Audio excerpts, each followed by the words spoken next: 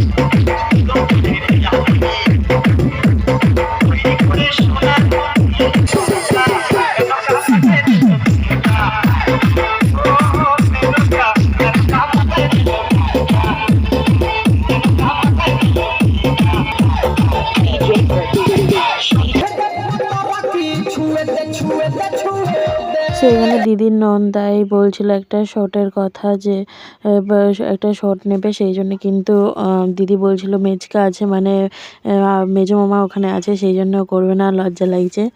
তো তোমরা ভিডিওটা দেখতে থাকো। আর দিদি জিজুকেও বললো যে এখানে মেজকা আছে, এই জন্য পারছে না।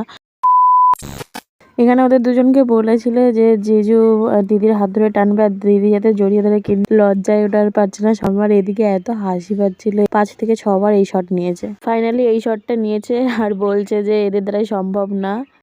আজ মন জেনে নিল বাঁচার মানে, আজ মন সারা দিল খুশির গানে। আর এটা হচ্ছে দিদি আর জিজুর ঘর, আর ওদের ফুলসজ্জার খাট সাজানো হয়ে গেছে এখানে। এবারে আমরা খেতে বসবো এখন। আর এবার খেতে বসে পড়েছি। আর এই যে মেনু কার্ডটা তোমরা দেখতে পাচ্ছ, মেনু কার্ডে দিদি আর জিজুর ছবি দেওয়া আছে। আর খেতে বসে আমরা এখানে একটু পোজ দিয়ে নিচ্ছিলাম। আর এখানে এখন চলে এসেছে রাধাবল্লভী আর চানা পনির। এরপর ছিল ভাত, ডাল, তারপরে হচ্ছে আলু ভাজা, আর এখানে পটল চিংড়ি। আর এরপর চলে এসেছিলো ফ্রাইড রাইস আর চিকেন কষা। আর আমি দই কাতলাটা স্কিপ করে গেছি।